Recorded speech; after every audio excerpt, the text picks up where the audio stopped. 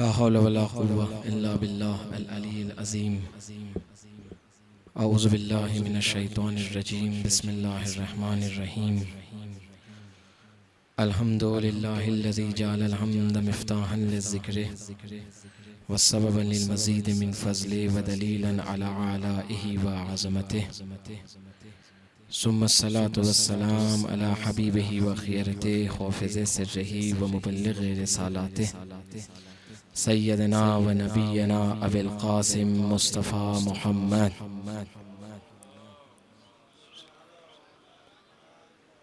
وآله الطيبين الطاهرين ولعنة الله على أعدائهم أجمعين إلى قيام يوم الدين.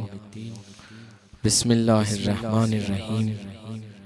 يريدون أن يطفئوا نور الله بأفواههم يأبى الله إلا أن يتم نوره ولو كره الكافرون. صلوات بر محمد و آل محمد. عزیزان محترم، سامعین معزز و مکرم، بزرگان ذوی الاحترام، اساتذہ اعظام، برادران ایمانی، پروردگار عالم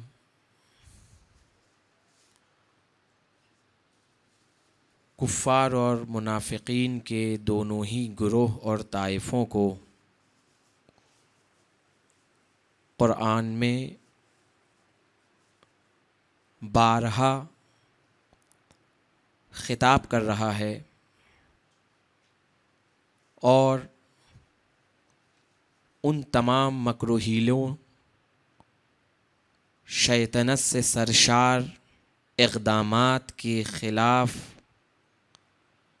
ان سے باز رہنے کے لیے بار بار جو ہے وہ تاکید کر رہا ہے. کبھی خدا کہتا ہے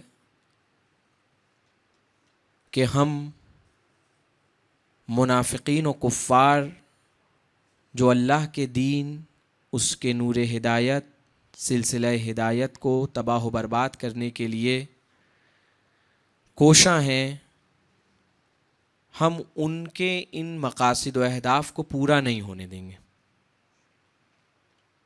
ٹھیک. کبھی کہتا ہے لِيُظْهِرَهُ عَلَى دِينِ كُلِّهِ وَلَوْ كَرِهَ الْمُشْرِكُونَ، کہ یہ درپے جس دین کو مٹانے کے ہیں، تمام سازشوں کے ذریعے، لقلقۂ زبانی کے ذریعے، تمام ہاتھ پیر کے ذریعے، سرمایہ گزاری کے ذریعے، پیسے خرچ کر کے ہم ان کے اہداف کو پورا ہونے نہیں دیں گے. گزشتہ گفتگو میں آپ کے محضر میں جو آرائے زرز ہوئے، ان سے گفتگو کو جوڑتے ہوئے کہ منافقین سے پہلے کفار کا دستہ، کفار کا گروہ کس آئیڈیالوجی کے تحت، ذہنی خرافات کے تحت، خبط کے تحت نبیوں سے لڑتا رہا. 3 اساسی وجہ رہیں کل کی گفتگو میں. ایک، مذہب کی گرائش، ان وجدنا آبانا علی ھذا، کہ یہ جو کچھ ہم جس دین پہ عمل کر رہے ہیں، ہمارے باپ دادا نے تو ہمیں یوں دیا ہے. کبھی قبیلے کی، عشیرے کی، قبائل کی، خاندان کی بالادستی کو تحفظ دیتے ہوئے، اور کبھی کہ یہ جتنے بھی مناسک ادا کیے جا رہے ہیں، جتنے بھی قانون بنائے گئے ہیں، ہر قبیلے کے جتنے بھی بتوں کو خانہ کعبہ میں رکھا گیا ہے، یہ بت ہم نے بنائے ہیں، ہم نے تراشے ہیں. بت ہمارے ہیں تو قانون بھی ہمارا ہے.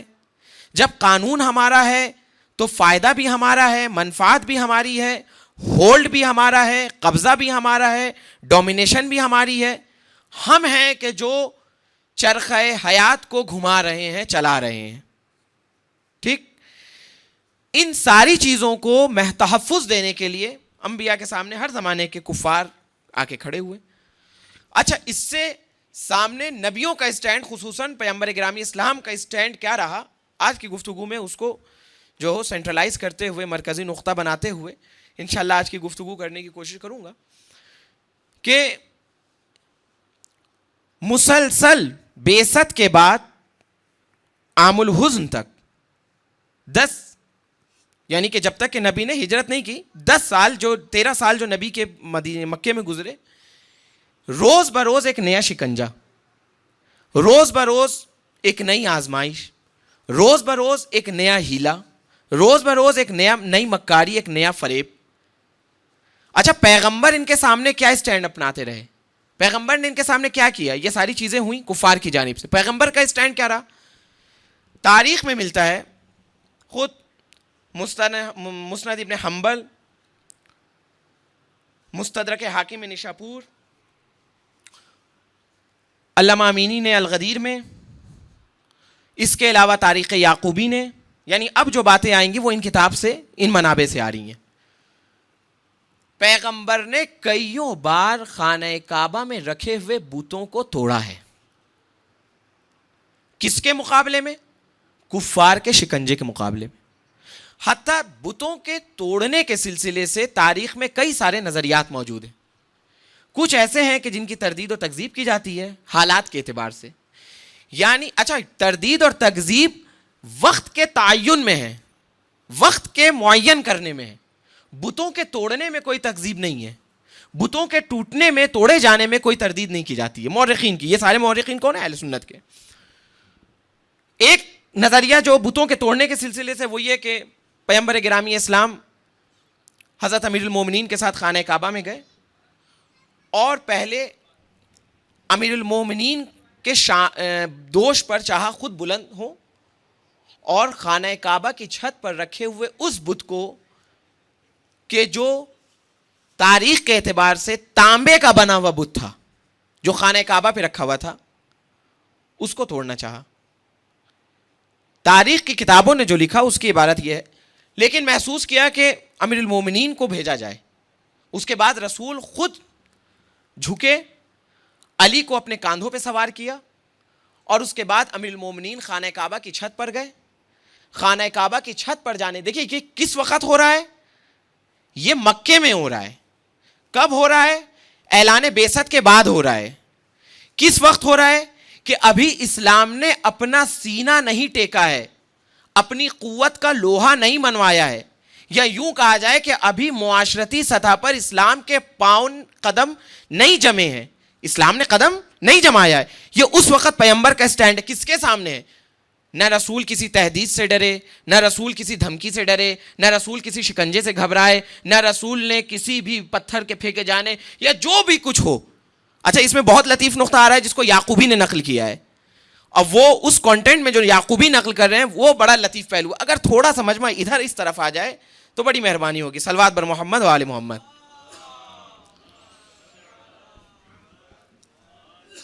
روایت ہے کہ امیر المومنین خانہ کعبہ کی چھت پر گئے اور جو سب سے بڑا بت تھا، تانبے کا تراشا ہوا، تانبے کا بنایا ہوا، اس کو زمین پر دے مارا. وہ بت چکنا چور ہو گیا شیشے کی طرح. اس کے بعد رسول اور امیر المومنین اتر کے چلے گئے، کسی نے نہیں دیکھا. ٹھیک. اس کے علاوہ ایک گروہ وہ ہے کہ جو یہ کہتا ہے کہ جناب ختیجہ کے گھر سے نکلے، اس کے بعد جناب ختیجہ کے گھر واپس آ گئے. ٹھیک. مگر اس کے لیے ضروری ہے کہ یہ جو بت شکنی ہوئی ہو 9 بعثت سے پہلے ہوئی ہو، عام الحزن سے پہلے ہوئی ہو. کیوں؟ کیونکہ جناب ختیجہ اور جناب ابو طالب کی وفات سے پہلے یعنی ہوئی ہو. اس کے علاوہ ایک نظریہ یہ ہے کہ گئے توڑا، اس میں وقت کی تعین نہیں ہے. ایک نظریہ جو چوتھا نظریہ ہے وہ یہ ہے کہ فتح مکہ میں توڑا گیا. یعنی اگر ان چاروں دستہ روایت کو اگر دیکھا جائے اور ان کو قبول کیا جائے تو ایک جو قدر مشترک نکل کر آتا ہے وہ یہ ہے کہ بتوں کو امیر المومنین کے توسط سے پیغمبر اسلام نے توڑا. اس کو جم بھی کیا جا سکتا ہے کہ ممکن ہو بت شکنی 2 بار ہوئی ہے، ایک بار ہجرت سے پہلے، ایک بار ہجرت کے بعد. ہجرت کے بعد تو دنیا نے دیکھا رات کے گھٹا ٹوپ تاریکی میں ہجرت سے پہلے بت توڑے گئے، لیکن ہجرت کے بعد ایسا توڑے گئے کہ خود رسول نے کہا کہ یا علی جلدی جاؤ اور تمام بتوں کی میخوں کو اکھاڑ کے ان کو زمین پہ دے مارو. یعنی ان 2 دستہ روایت کو 2 اعتبار سے جوڑا جا سکتا ہے.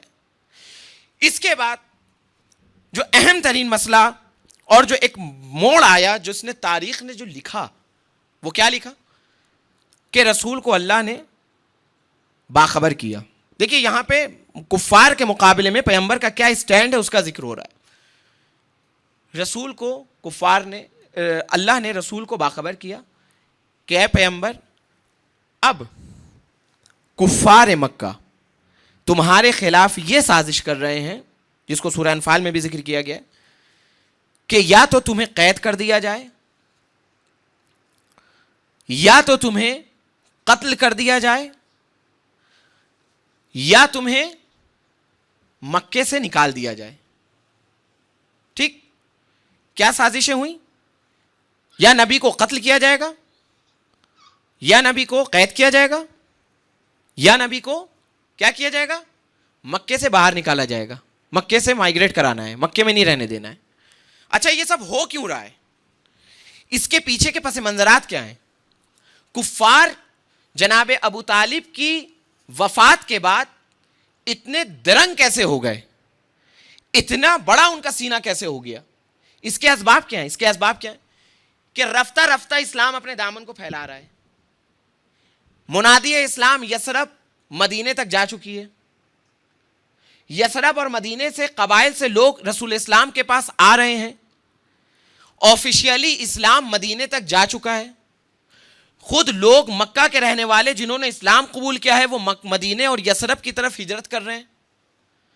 دوسری طرف حبشہ کی طرف بھی لوگ جا رہے ہیں، اور جناب جعفر کا قافلہ اور پورا کاروان گیا ہی ہے تاریخ میں.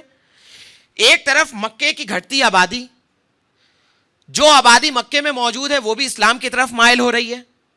دوسری طرف مکے کی سرحدوں سے اسلام عبور کرتا ہوا یثرب اور مدینہ اور دوسرے علاقوں اور خطوں میں وارد ہو چکا ہے. یعنی ان تمام چیزوں کو کنٹرول کرنے کے لیے ضرورت ہے کہ یا محمد مصطفیٰ کا قتل کر دیا جائے، یا محمد مصطفیٰ کو قید کر دیا جائے تاکہ آواز بھی بند ہو جائے. خود محمد قید، ان کا پیغام قید، ان کا مقصد قید، تمام چیزیں محبوس ہو جائیں گی، یا محمد کو مکے سے نکال دیا جائے. لیکن اگر محمد کو مکے سے نکال دیا گیا، اگر پیغمبر گرامی اسلام کو مکے سے نکال دیا گیا، راندے کر دیا گیا، تو مسئلہ یہ ہے کہ محمد تو اور آزاد ہو جائیں گے. تو فائنل تمام قبائل و عشائر نے کیا کیا کہ محمد کا قتل کرنا ہے. اب محمد کو جینے کا حق نہیں ہے. آج ہی میں ہجرت کے بعد ایک دو واقعات ایسے ذکر کروں گا کہ جس میں ان کی بوکھلاہٹ کا اندازہ ہوگا کہ ایسا کیوں ہوا، یہ کیوں ابلے، یہ کیوں اتنے پریشان ہوئے، کیوں ان کے زمین پاؤں سے نیچے سے زمین کھسکنے لگی. تو بہرحال اب یہاں پر دو متن معتبر ترین متن ہیں کہ جن کو تاریخ نے ذکر کیا. خود احمد ابن حنبل سے نقل کرتے ہوئے امالی شیخ صدوق کے اندر ایک روایت ذکر ہوئی کہ جس کا عین متن میں آپ کے سامنے پڑھ رہا ہوں.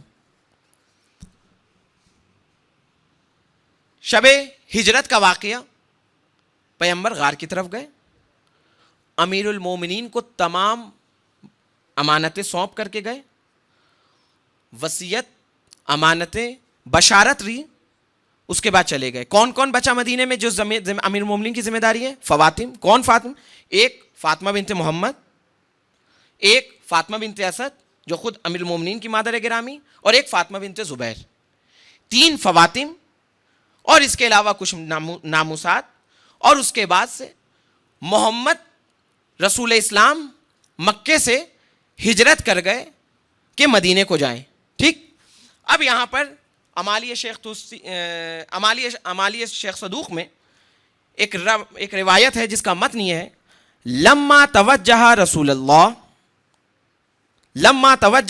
اللہ الی الغار، کہ جس وقت رسول نے غار کی طرف ہجرت کی، غار کی طرف چلے، معہ ابو بکر، آپ کے ساتھ کون تھے؟ ابو بکر تھے. ٹھیک. اس کے بعد امر نبی علی، رسول نے علی کو حکم دیا. کیا حکم دیا؟ ان ینام علی فراشہ. دیکھیے رسول اسلام کا انتخاب دیکھیے. آج بھی کی مجلس میں بھی رسول اسلام کا انتخاب دیکھیے، کل کی مجلس میں بھی میں کچھ چیزوں کو ذکر کروں جس میں رسول اسلام کے ذہانت، فراست، رسول کا ہر مرحلے اور مومنٹ پر اگر ہم ان تمام تاریخ کو اگر ایک مصورانہ نگاہ سے پڑھیں، خود اپنے آپ کو اس صدی سے اٹھا کر رسول کے زمانے میں لے کر کے جائیں اور اپنے آپ کو رسول کے کنارے کھڑا کر کے ان تمام واقعات اور حکایات کو ایک مصورانہ ڈھنگ سے، ایک مفکرانہ ڈھنگ سے دیکھیں تو یہ واقعہ بہت کچھ کہتا ہے. یہ واقعات گویا ہیں کہ رسول کے سرکمسٹانسز کیا تھے، رسول کے حالات کیا تھے، اس زمانے کے شرائط کیا تھے، اس زمانے کے قید و بند کیا تھے، رسول نے کن حالات میں کون سے ڈیسیزنز کیے، رسول نے کس کا انتخاب کیا، کس کو ترک کیا. یعنی یہ تمام واقعات گویا ہیں. اس کے بعد کیا ہے؟ امر نبی علی، نبی کا انتخاب سب کے درمیان کس کے لیے؟ اصل اسلام کون کون لا چکا؟ ابو بکر بھی اسلام لا چکے ہیں، عمر بھی اسلام لا چکے ہیں، دوسرے اور جن کا نام صحابیت کی لسٹ و فہرست میں وہ سب اسلام لا چکے ہیں. لیکن پیغمبر نے کس کا انتخاب کیا؟ اس کا انتخاب کیا کہ جس کے باپ نے تہ تیغ سونے کی ایسی عادت ڈالی تھی کہ اگر وہ آج کی رات تہ تیغ سو بھی جائے تو محمد کی جان پہ اثر نہیں پڑے گا. یعنی دیکھیں انتخاب محمدی دیکھیں کتنا پیارا ہے. امرا نبی علی، اللہ کے نبی نے کس کا انتخاب کیا؟ علی کا انتخاب کیا. ان ینام علی فراشہ، کہاں کہ وہ ان کے نبی کے فرش پر سو جائیں. ٹھیک. ویتوشہ ببردۃ، اور نبی کے بستر پر علی سوئے اور نبی کی کملی کو اوڑھ کر کے سوئے. ٹھیک. اس کے بعد شیخ صدوق فرماتے ہیں، اور یہ خود مسند بن حنبل حاکم نشاپوری کی کتاب سے شیخ صدوق نے نقل کیا ہے، فبات علی مواطن نفسہ علی القتل، کہ علی نے اپنے آپ کو، اپنے نفس کو قتل کے لیے آمادہ کر دیا تھا. یہاں پر ایک جملہ کہہ دوں، یہ جو ایک جملہ ایک شعار ہے کہ شہید وہ ہے جو پہلے شہید ہو چکا ہو. ایک شعار ہے نا، بہت لکھا جاتا ہے، پڑھا جاتا ہے، سنایا جاتا ہے کہ شہید وہ ہے جو پہلے شہید ہو چکا ہے. اس شعار کی جان، اس جملے کی جان، اس فکر کی جان امیر المومنین کی سیرت ہے. علی نے اپنے آپ کو شب ہجرت ہی قربان کر دیا رسول اسلام پر، سب کچھ بھلا کر، سب کچھ اسٹیک پہ لگا کر، داؤ پہ لگا کر. کیا ہے متن کہہ رہا ہے؟ فبات علی مواطن نفسہ علی قتل، یعنی علی نے اس رات ایسا سوئے کہ اپنے نفس کو قتل کے لیے علی نے آمادہ کر دیا، پیش کر دیا، رسول کی حفاظت کے لیے، رسول کے جان کے تحفظ کے لیے. اس کے بعد وجاءت رجال قریش، اور اس کے بعد قریش کے لوگ آئے. اگلے متن میں اس کی ٹیکٹس کا اندازہ ہوگا کہ قریش کے لوگ ایسے ہی اٹھ کے نہیں آئے، بڑی محکم پلاننگ کے ساتھ آئے رسول کو قتل کرنے کے لیے. کیسی پلاننگ کہ جو انسان سوچ لے تو انسان حیرت زدہ ہو جائے کہ کتنی سخت پلاننگ تھی. یعنی امیر المومنین کا شب ہجرت سونا اتنا آسان نہیں تھا جتنا آسانی سے بیان کر دیا جاتا ہے. توجہ کریے گا. اس کے بعد من بطونہا، ہر قبیلے سے قریش آئے اور رسول کے بستر، رسول کے گھر کو گھیر لیا. وَيُرِيدُونَ قتل رسول اللہ، اور چاہتے ہیں کہ رسول کو قتل کر دیں. ٹھیک. اب جب آئے تو لا یشک انہ محمد، اور کمال یہ ہے کہ معلوم ہے کہ آج قتل ہونا ہے، معلوم ہے کہ یہ بستر نبوی آج مقتل بننا ہے، معلوم ہے کہ آج زندہ نہیں اٹھنا ہے، معلوم ہے کہ قتل کا محکم پکا ارادہ ہے. اس کے باوجود علی ایسا سوئے کہ آنے والوں کو شک تک نہ ہوا کہ یہ محمد نہیں ہے. یعنی اطمینان کا لیول دیکھیے، درجہ اطمینان دیکھیے کہ علی کا اطمینان کس منزل پر ہے. جس منزل پر علی کا اطمینان ہے وہاں کسی نبیوں کا اطمینان بھی نہیں پہنچا، کسی نبی کو بھی یہ اطمینان حاصل نہیں ہوا. کل ہی اطمینان کی گفتگو ہوئی عزیزان محترم. اس کے بعد آنے والوں نے کیا کیا؟ نبی کی چادر کو جب کھینچا تو دیکھا علی سو رہے ہیں. اچھا چادر کیوں کھینچی؟ آنے والے قریش کے قبائل نے کہا کہ ہم اس کو، محمد کو حالت یعنی کہ سونے کی حالت میں قتل نہیں کریں گے، بلکہ ہم ان کے اوپر ہراس پیدا کریں گے، ان کو ڈرائیں گے. چادر کھینچی علی. کیوں چادر کھینچی؟ تاکہ محمد ڈریں. جب ان کے اوپر شمشیروں کو نچائیں گے، جب ان کو تلوار دکھائیں گے، اور جب ان کو ہم چاروں طرف سے گھیر لیں گے تو محمد تاکہ جب قتل ہو تو اپنے قتل سے پہلے محمد موت سے خوف زدہ ہو جائیں، ہراساں ہو جائیں. ان کی اسٹریٹجی تھی. یعنی کہ قتل صرف یہ نہیں کرنا ہے کہ جاتے ہی مار دیا، نہیں، موت کا مزہ چکھانا ہے. قتل کیسے کرنا. اس کے بعد دوسرا متن یعقوبی نے نقل کیا. اب جو یعقوبی نے متن نقل کیا اہل سنت کی کتابوں سے یہ بھی نقل ہوا ہے بنیادی مادنی منابع سے. اب جو یہ دوسرا متن نقل ہوا وہ یہ ہوا لما توجہ رسول اللہ صلوات بر محمد و آل محمد. یعقوبی کا متن ہے اجمعت قریش علی قتل رسول اللہ، کہ قریش کس پہ جمع ہو گئے؟ محمد مصطفیٰ کے قتل کے اوپر. اب دیکھیے گا آنے والی عبارت دیکھیے کتنی خوبصورت عبارت ہے. یعنی باطل بھی اقرار کرتا ہے کہ حق کیا ہے. حق اسی کو کہتے ہیں جو باطل کے سر چڑھ کر بولے. اگر باطل کے سر چڑھ کر نہ بولے تو حق حق کیا. جب معاویہ کے دربار میں ترمہ نے امیر المومنین کی تعریف کی، تمجید کی، تو معاویہ جیسا سرسخت دشمن کیا کہہ رہا ہے؟ آنکھوں میں اس کے آنسو آ گیا، قتل ہو چکے امیر المومنین. ترمہ نے امیر المومنین کی تعریف کی تو کہہ رہا واقعاً علی ایسے ہی تھے. یہ امیر المومنین کے کردار کی بلندی ہے کہ معاویہ جیسا سرسخت مکار دشمن بھی علی کے بارے میں گریا کر کے کہہ رہا ہے کہ واقعاً علی ایسے ہی تھے. کیا ہے؟ اب آنے والی عبارت دیکھیے. اجمعت قریش علی قتل رسول اللہ، کہ قریش نے اکٹھا کیا، جمع ہو گئے سب کے سب. انہوں نے ایک ارادہ کر لیا، کس بات پہ؟ کہ رسول کو ہم قتل کر دیں گے. ٹھیک. اب اس کے بعد کیا کہا؟ وقالوا لیس لہ اليوم احد ینصرہ، کہ اب کوئی نہیں ہے کہ جو محمد کی مدد و نصرت کرے. کون کہہ رہا ہے؟ قریش مکہ کہہ رہے ہیں. کون نقل کر رہا ہے؟ تمام اہل سنت کے معتبر منابع اس متن کو نقل کر رہے ہیں. اس متن کے نقل کرنے والے ناقل ہیں. اس کے بعد کہا وقد ماتا ابو طالب. کیا کہا؟ کہ اب ہم محمد کو قتل کریں گے، کوئی محمد کی مدد کے لیے نہیں ہے. کیوں؟ دلیل کیا ہے؟ حمزہ زندہ، دوسرے لوگ زندہ، اصحاب زندہ، لوگ جوک در جگ اسلام قبول کر رہے ہیں، مسلمانوں کی تعداد ہے. لیکن کفار کیا کہہ رہے ہیں؟ کہ ماتا ابو طالب، ابو طالب مر گئے. یعنی سب کا ہونا، اس کے باوجود اگر ابو طالب نہیں ہے تو کسی کی حیثیت نہیں ہے کہ کوئی ابو طالب کے مقام و منزلت پہ آ جائے. لیکن ابو طالب نے اپنے بعد اپنے بیٹے کو تیار کیا ہے. جس طرح امام حسین کو کربلا کے لیے امیر المومنین نے تیار کیا، ابو طالب نے علی کو محمد مصطفیٰ کے لیے تیار کیا ہے. اس کے بعد کا متن کیا کہتا ہے؟ وَأَجْمَعُوا جَمِيعًا، اور سب جمع ہو گئے. اب دیکھیے اسٹریٹجی دیکھیے کیا ہے. وَأَنْ يَأْتُوا مِنْ كُلِّ قَبِيلَةٍ بِغُلَامٍ نَادٍ. یوں ہی نہیں آئے بلکہ 20 سے 25 قبائل نے محمد مصطفیٰ کو قتل کرنے کے لیے جو پلاننگ رچی، جو پلاننگ کی، اس میں طے یہ پایا، اس کا رنگ یہ تھا، اس کا ڈھنگ یہ تھا، اس کی گرائش یہ تھی، اس کا طریقہ یہ تھا، اس کا سلیقہ یہ تھا کہ 20-25 قبائل کا ذکر ہے کہ ہر قبیلے سے ایک شخص آئے گا. کیوں آئے گا؟ کیونکہ اگر ایک قبیلے نے محمد کو قتل کر دیا تو بنی ہاشم انتقام کے لیے کھڑے ہو جائیں گے.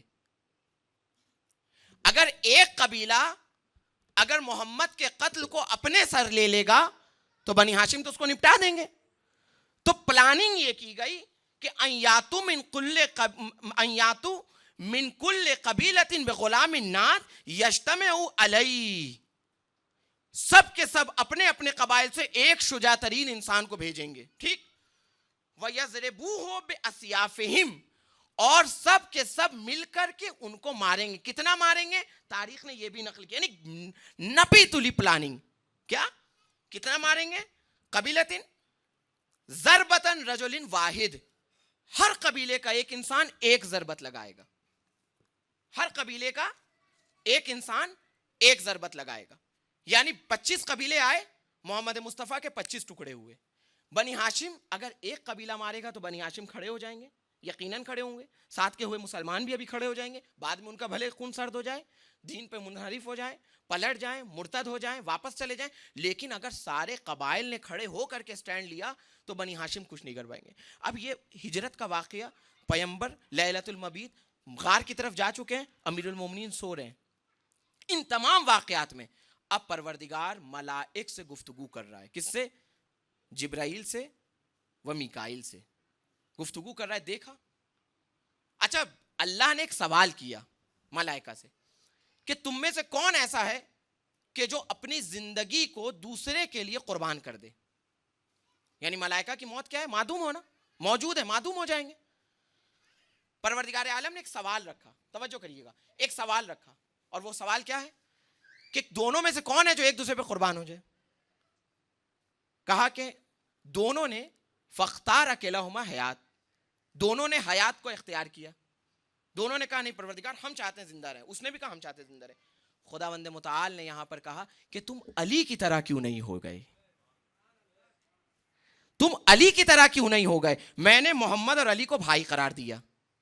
میں نے محمد اور علی کو بھائی قرار دیا, اور دیکھو علی نے اپنی موت کا انتخاب کیا, محمد کی زندگی کا انتخاب کیا.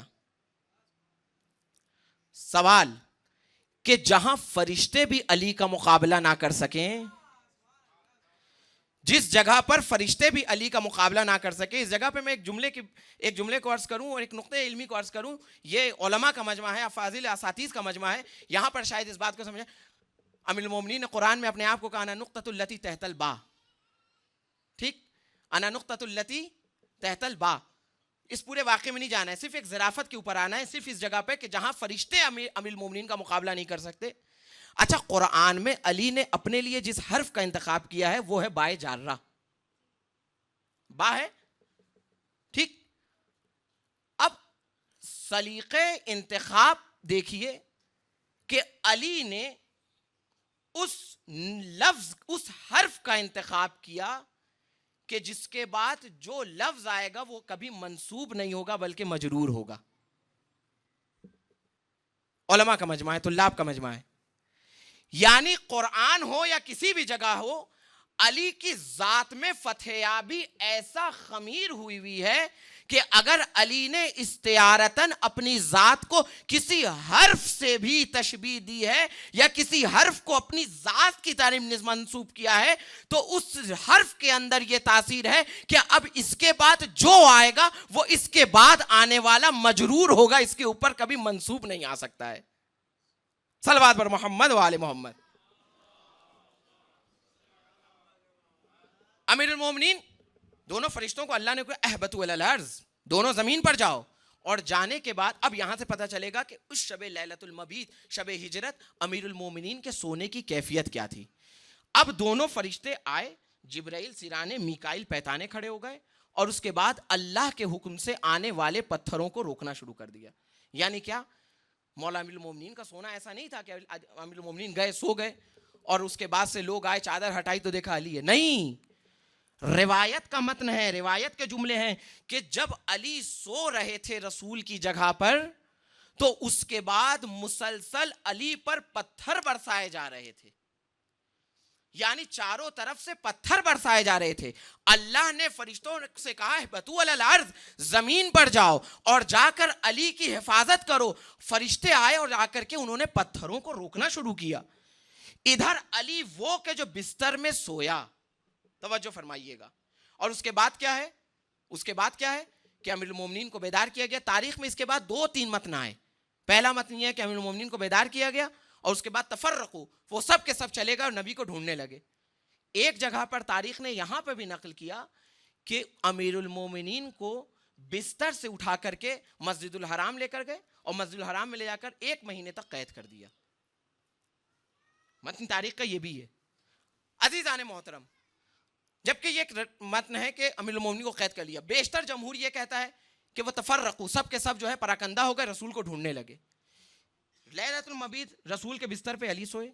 سونے کے بعد کیا کیا, تمام امانتوں کی حفاظت کی. فواتم کو لے کے, ناموس نبی کو لے کے, ناموس مکہ کو لے کر کے رسول اسلام کے پاس پہنچے. ایک طرف علی کا کردار جو سو رہا ہے, ایک طرف وہ کردار جو غار میں رو رہا ہے. توجہ فرمائیے گا. اچھا, اس میں یہاں پر ایک بات کہی جاتی ہے, لا تحزن ان اللہ معنا, کہ خوف نہ کرو اللہ ہمارے ساتھ ہے. غار میں رہنے کو کسی کی خلافت کے لیے، خلیفہ اول کی خلافت کے لیے دلیل سمجھا جاتا ہے کہ وہ غار کے ساتھی تھے، اس لیے خلیفہ بننے کا حق ان کو ہے. تو سوال یہ ہے کہ غار کے ساتھی تھے تو کس کیفیت میں تھے؟ انزل السکینہ والوقار کی کیفیت میں تھے یا رو رہے تھے، گڑ گڑا رہے تھے؟ لا تحزن ان اللہ معنا، کہ ڈرو نہیں اللہ ہمارے ساتھ ہے. اس آیت کا لہن یہ بتا رہا ہے، اس آیت کا ٹون یہ بتا رہا ہے، اس آیت کا طرز خطاب اور تخاطب یہ بتا رہا ہے کہ یہ آیت مدح و فضیلت میں نازل نہیں ہوئی ہے، بلکہ یہ آیت سرزنش میں نازل ہوئی ہے. یہ آیت دو نبیوں نے دو بار کہا. دو نبیوں کے بارے میں ہے تاریخ میں جو نبیوں نے کہا. کیا کہا؟ ایک جناب موسیٰ نے کہا. کب کہا جناب موسیٰ نے؟ جب خداوند متعال نے کہا اذهب الى فرعون انه طغى، کہ فرعون کے پاس جاؤ، وہ سرکش ہو گیا ہے، وہ جو ہے بات نہیں مان رہا ہے، وہ لوگوں کا قتل کر رہا ہے.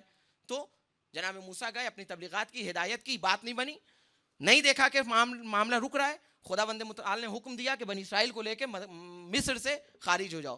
اللہ کے حکم کی اطاعت کرتے ہوئے جناب موسیٰ تمام بنی اسرائیل کے افراد کو لے کر کے مصر سے خارج ہو گئے. فرعون کو پتہ چلا بامداد، بالکل صبح، اور جیسے ہی بالکل صبح سویرے جیسے ہی فرعون کو پتہ چلا، شمشیر برہ کے ساتھ وہ جو ہے وہ آیا اور اپنے پورے ایسے لشکر کو تیار کر کے آمادہ کر کے، سب کے ہاتھوں میں ننگی چمکتی ہوئی شمشیر تلواریں ہیں، اور بس ارادہ فل اتھارٹی یہ ہے کہ کسی ایک کو بھی چھوڑنا نہیں ہے، سب کو تہہ تیغ کرنا ہے، قتل کرنا ہے. جناب موسیٰ بنی اسرائیل کو لے کر کہاں پہنچے؟ نیل کے کنارے پر. اچھا کیا ہے؟ ایک ایسی، یعنی جسے ایک عربی اردو محاورے میں کہا جاتا ہے، ایک طرف کھائی ایک طرف کنواں. ہاں، ایک طرف شمشیر برہ جیسا لشکر کہ جو مارنے آ رہا ہے، جس کو پورا اختیار ہے کہ بس جاتے ہی تہہ تیغ کرنا ہے، خون کی ندیاں بہا دینی ہے. دوسری طرف کیا ہے؟ دریائے نیل. ادھر بھی موت ادھر بھی موت. وہ بنی اسرائیل کے جس کی فلاح و بہبودیت کے لیے جناب موسیٰ کو مبعوث کر کے اللہ نے مصر بھیجا، وہی بنی اسرائیل سرکش ہو کر کے جناب موسیٰ کو برا بھلا کہنے لگے، پلٹ گئے. اے موسیٰ تم نے ہمیں کہیں کا نہیں چھوڑا، اے موسیٰ ہم کو تم نے جو ہے موت سے لا کے نزدیک کر دیا، اب ہمارے ادھر بھی اس طرف بھی موت اس طرف بھی موت. ان تمام چیزوں کے بعد لیکن کلام موسیٰ کیا ہے؟ زبان موسیٰ نے کیا کہا؟ زبان موسیٰ سے کیا نکلا؟ اِنَّا مَعِیَ رَبِّی سَیَہْدِینِ. کس کے مقابل میں کہا؟ ایک سرکش قوم کے مقابل میں کہا. توجہ کریے گا، سرکش قوم کے مقابل میں اللہ کے ایک نبی نے کہا اِنَّا مَعِیَ رَبِّی سَیَہْدِینِ. پریشان کیوں ہوتے ہو؟ جس خدا نے ہمیں یہاں تک بھیجا ہے وہ یہاں سے بھی نکال دے گا. جس خدا نے ہمیں یہاں تک بھیجا ہے وہ یہاں تک بھی نکال دے گا. سیہدین، ایک موسیٰ وہ کہ جو قوم کی طغیانی پر کہہ رہا ہے ان معی ربی سیہدین. ایک غار کا منظر کہ جہاں پر جب گریہ و زاری بڑھی، جب رونا بڑھا، جب تپاک کی کیفیت اپنے آخری حد پر پہنچی اور دیکھا دشمن غار کے دہانے تک آ چکا ہے اور روتا بلکتا دیکھا ان کو، تو پر اللہ کے نبی نے کیا کہا؟ لا تحزن ان اللہ معنا. ڈر کیوں رہے ہو؟ اللہ ہمارے ساتھ ہے. منابع تاریخی میں آیا کہ پھر نبی نے اپنے تصرف نبوت کا، اپنے نبوت کے اختیار کو تصرف کرتے ہوئے، اس کا استعمال کرتے ہوئے عالم پہ ایسا تصرف کیا کہ غار کے دوسرے دہانے کو اپنے معجزے سے کھول دیا اور پیغمبر وہاں سے نکل گئے. یہ تھی نبی کی ہجرت کی بات. یہاں سے نبی ہجرت کیے. نبی کے ہجرت کا سیکوینس یہ ہے جو تاریخ اسلام کی وہ گواہی ہے کہ امیر المومنین کا بستر رسالت پر سونا. خوب، اب یہاں پر دیکھیے، اس کے بعد تاریخ کہتی ہے کہ علی ایسا نہیں ہے کہ دوسرے دن صبح اٹھے اور فرار کر گئے، لیکن جب پیغمبر مکے سے مدینے کی جانب بڑھے ہیں تو امیر المومنین ہجرت کی شب سوئے بھی، اور سونے کے بعد 1 مہینے تک مکے میں رہے جب تک کہ رسول کا نامہ نہیں آ گیا. یعنی آپ حالات کو دیکھیے کیا ہیں. مکہ کون؟ جو نبی کا دشمن، مسلمانوں کا دشمن، روز بروز شکنجا. اب ابو طالب کی شخصیت بھی نہیں ہے کہ جو سب کے سامنے ڈھال بنے، دفاع کرے، ان کو بچائے. اس حالت میں ابو طالب کا شیر رسول کو خلاصی دے رہا ہے. ٹھیک، رسول کے جانے کے بعد ابو طالب کے فرزند علی ابن ابی طالب کا 1 مہینہ مکے میں رہنا اس بات کو بتاتا ہے کہ رسول کی حمایت کرنے کے لیے رسول کی مدد کرنے کے لیے، رسول کے ساتھ پافشاری کے ساتھ کھڑے رہنے کے لیے کتنا بڑا دل گردہ چاہیے،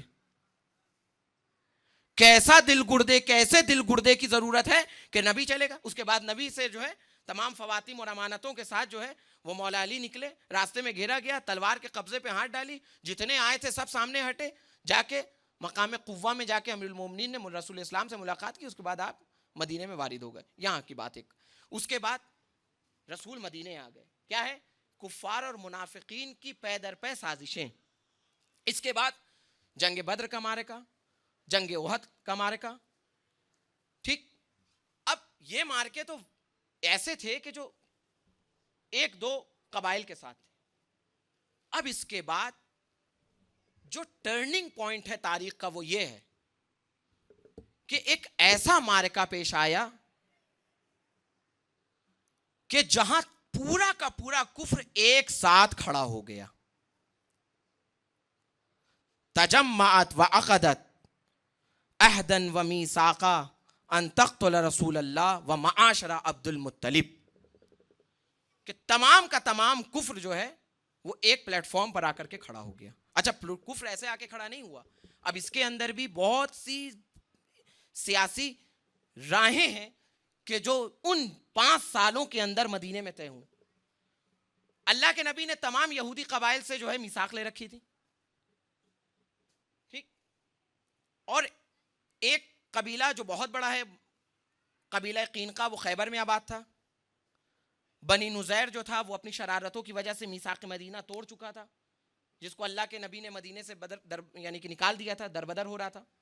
اور ایک وہ تھا قبیلہ قریظہ کہ جو مدینے میں تھا، میثاق مدینہ کے ساتھ تھا، اس نے تمام جو ہے تو وفاد یعنی کہ جتنے بھی میثاق اور جتنے شرائط اور کنڈیشنز ہیں اس کی پاسداری کی تھی۔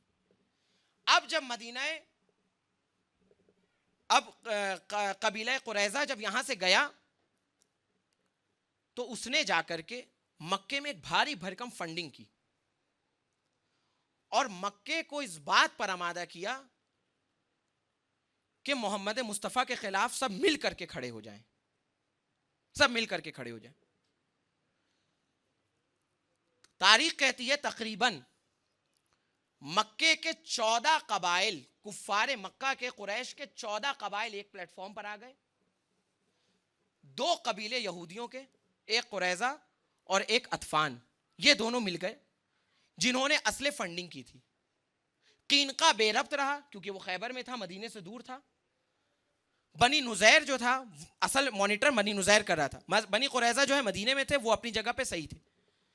انہوں نے آ کر کے 10,000 کا ایک لشکر تیار کیا۔ اس 10,000 کے لشکر کے اندر کئی سارے کرائے کے پہلوانوں کو اپوائنٹ کیا گیا، خریدا گیا، جس میں سب سے خطرناک جو پہلوان تھا اس کا نام تاریخ کہتی ہے عمرو ابن عبد ود، کہ جس کے بارے میں کہتے ہیں فارس یلیل۔ یلیل عرب کے زمانے کی ایک پرانی جنگ ہے اور یہ اس کا فاتح ہے، اور فارس یلیل اس وجہ سے اس کو کہتے ہیں کہ اس نے اس جنگ میں جب اس کے ہاتھ سے ڈھال گر گئی تھی تو ایک اونٹنی کے بچے کی پسلیوں میں انگلی گڑا کر کے اس کے اونٹنی کا بچہ جو کہ خود اپنی قدامت جسامت رکھتا ہے، اونٹنی کے بچے کو اٹھایا تھا اور اونٹنی کے بچے کو اٹھا کر اپنی ڈھال اس نے بنائی تھی۔ اس وجہ سے اس کو یلیل، فارس یلیل کہتے ہیں۔ بڑا خطرناک پہلوان تھا۔ 10,000 کا مجمع آ کر کے رسول کو، اس نے آ کر کے رسول کو اور مدینے کو خبر مل گئی، اللہ نے کہہ دیا کہ دیکھو اس طرح سے پلاننگ ہے، اس طرح سے کیا ہے تمہیں گھیرا جا رہا ہے۔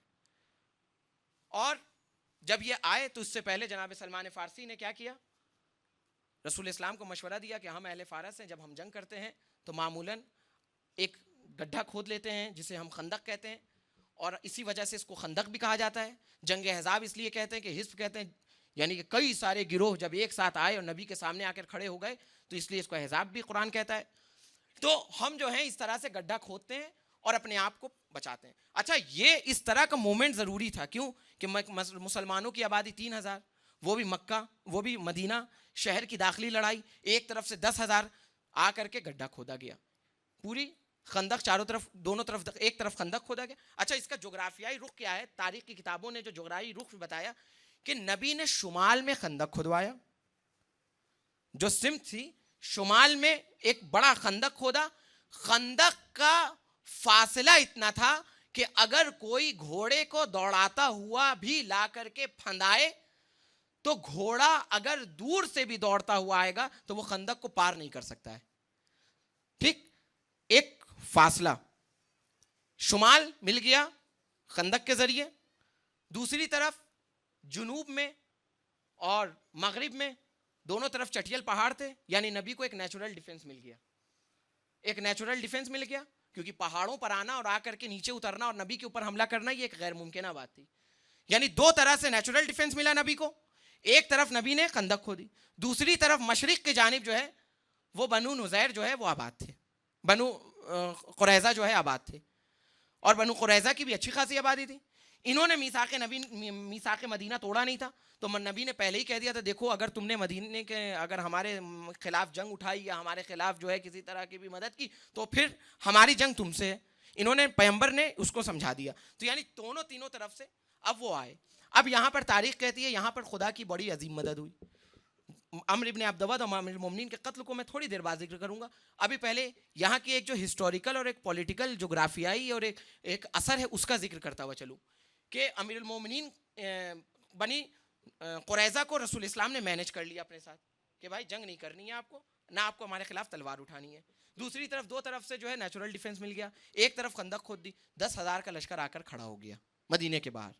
ٹھیک, اچھا یہ جنگ وہ جنگ ہے کہ جس کے بارے میں امیر المومنین نے صفین میں کہا کہ جب صفین کا فتنہ برپا ہوا اور جب مولا نے جب صفین میں شرکت کرنے والوں کو دیکھا ہے تو امیر المومنین نے بے ساختہ طور سے کہا کہ یہ جتنے بھی ہیں یہ سب جنگ احزاب کے بچے ہوئے ہیں.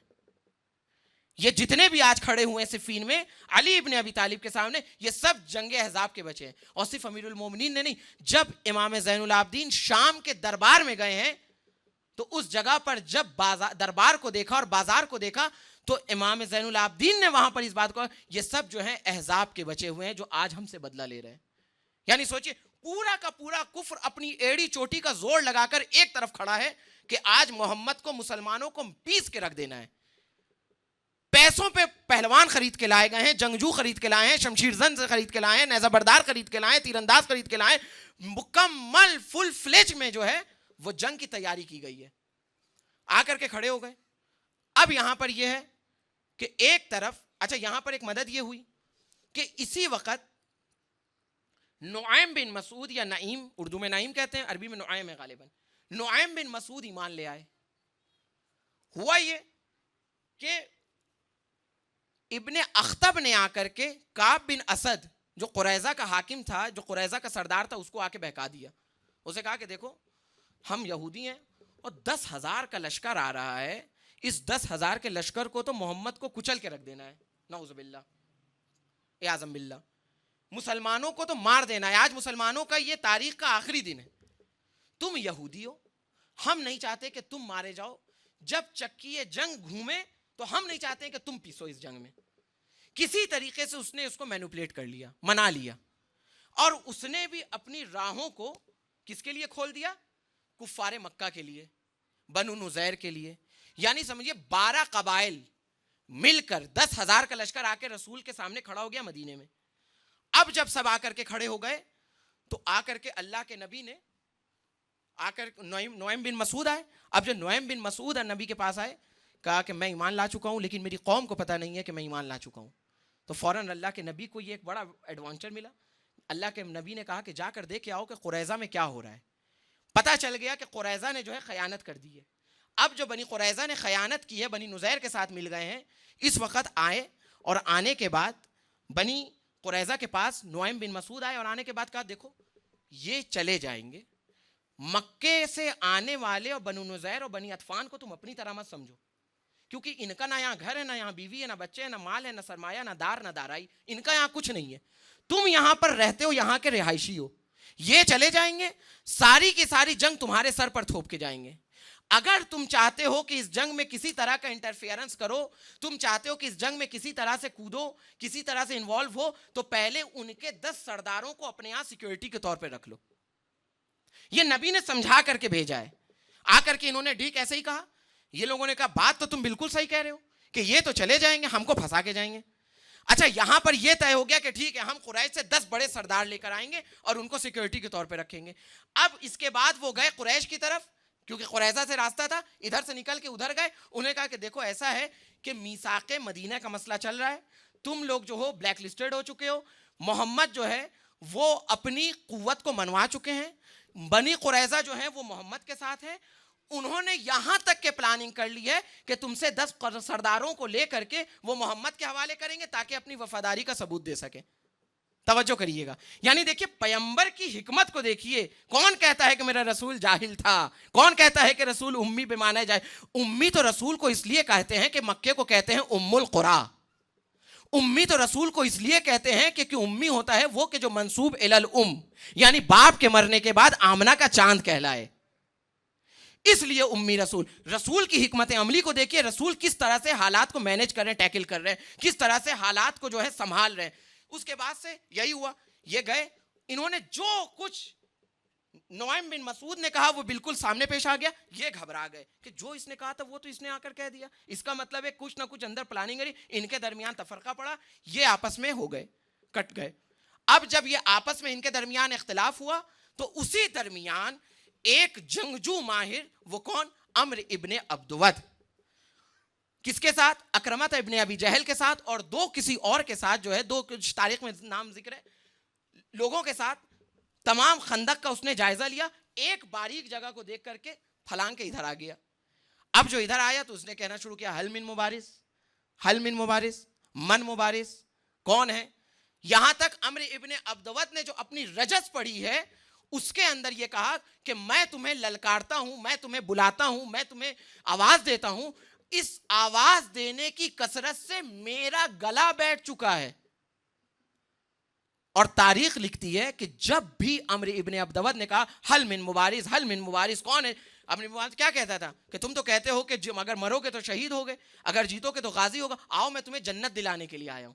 یعنی کس طریقے سے روحیے کو بیدار کر رہا ہے, کس طریقے سے بے عزتی کر رہا ہے, جسے کہا جائے روحیے کو بیدار کرنا نہیں, کس طریقے سے جو ہے وہ ضلالت کا نشان دے رہا ہے, کس طریقے سے جو ہے وہ لوگوں کو جھنجھوڑ رہا ہے کہ کہاں ہو تم, کہاں ہیں تمہارے وعدے, کہاں ہیں آسمانی وعدے, کہاں ہیں ملکوتی وعدے, حل من مبارز.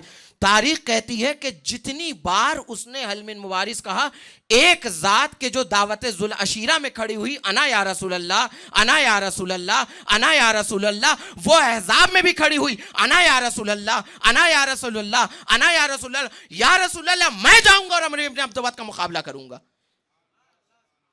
تاریخ کہتی ہے. آج مجھے احزاب ہی پڑھنا تھا کیونکہ کل سے اب ہم لوگوں کی منافقوں کی تحلیلی گفتگو شروع ہو جائے گی. آج کفاروں کا, آج یہ جنگ بڑی ٹرننگ پوائنٹ ہے. اس جنگ کے بعد جو سب سے بڑا مسئلہ پیش آیا وہ یہ پیش آیا کہ اسلام نے اپنا لوہا منوا لیا. یعنی یہ ڈکلیئر ہو گیا, یہ طے ہو گیا کہ کیا ہے کہ ہم تلواروں سے محمد مصطفیٰ سے نہیں لڑ سکتے ہیں, یہ طے ہو گیا.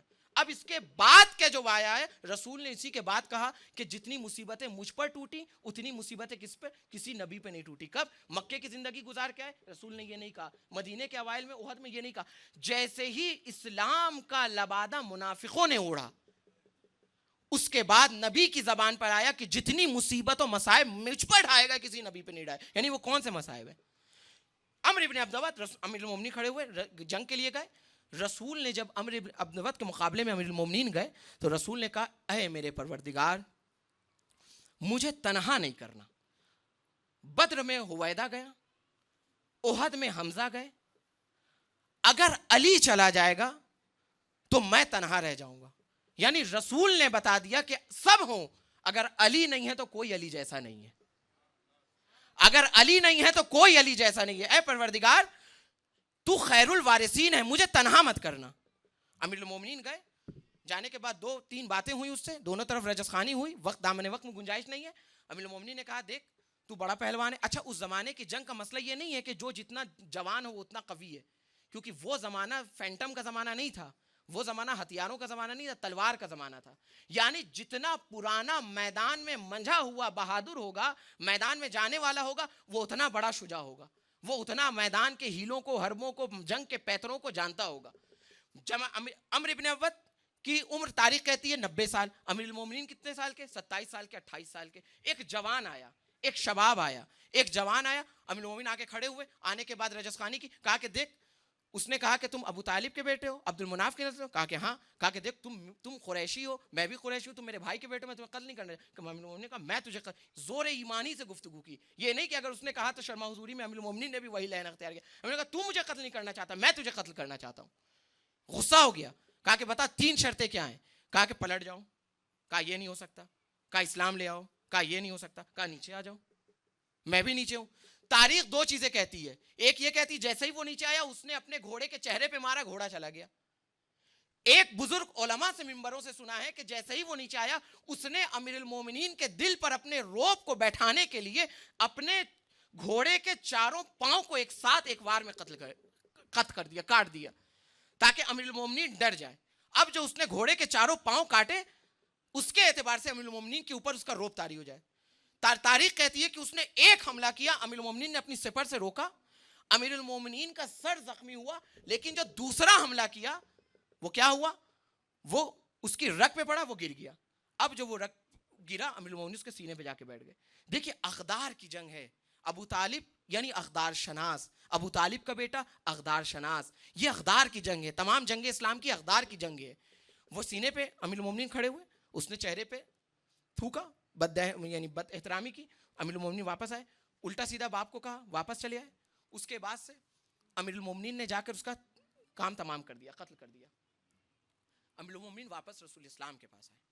جب رسول اسلام کے پاس امیر المومنین واپس آئے تو عمر نے کہا, عمر ابن خطاب نے کہا کہ یا علی اس کی زرہ وہ ہے کہ اگر اس کو بیچ دیا جائے تو نسلیں کھائیں گی. اگر اس کی زرہ کو بیچ دیا جائے تو نسلیں کھائیں گی. تم نے کیوں نہیں لیا؟ تم نے عمرو بن عبدود کو قتل کیا, تم جاؤ زرہ کو اٹھاؤ, تمہارا ہے مال غنیمت. امیر المومنین آ کے رسول اللہ کے پاس بیٹھ گئے. رسول اسلام نے کہا یا علی جواب دو, ان کو بتاؤ کہ کیوں نہیں زرہ لی. امیر المومنین نے کہا کہ یا رسول اللہ جب میں اس کے سینے پہ سوار تھا تو اس نے مجھ سے یہ کہا تھا کہ میں اس قوم کی آبرو ہوں, میری ذرا مت اتارنا, میں اس قوم کی آبرو ہوں, مجھے برہنہ مت کرنا, میں اس قوم کی آبرو ہوں, میرے مرنے کے بعد بھی میری زندگی کا یہ سابقہ ہے اس کا لحاظ کرنا. یا رسول اللہ میں اس لیے زرہ نہیں میں نے لی, میں نے اس لیے اس کو برہنہ نہیں کیا. یعنی آپ دیکھیں کہ تاریخ کیا کہتی ہے, اقدار کسے کہتے ہیں, وہ علی کہ جو دشمن کے سینے سے اس وجہ سے زرہ نہ اتارے کہ یہ اس قوم کی آبرو ہے, یہ اس قوم کا مانا جانا شخص ہے. تاریخ نے کیا کروٹ لی کہ اسی علی کے لال کو کربلا کے میدان میں اس کے بدن سے ایک ایک پیراہے کو, لباس کو اتار لیا گیا. یعنی اقدار کدھر ہیں, قدریں کدھر ہیں, حقیقت کدھر ہے. امیر المومنین نے ردا, اس کی زرہ, اس کا پیراہن کچھ نہیں اتارا. کیوں؟ کیونکہ وہ اس قوم کی آبرو ہے. اور امام حسین رضا علی صدر الحسین, کہ حسین کے سینے پہ جب سنگینی کا احساس ہوا, یعنی حسین کے سینوں کو کچل دیا گیا.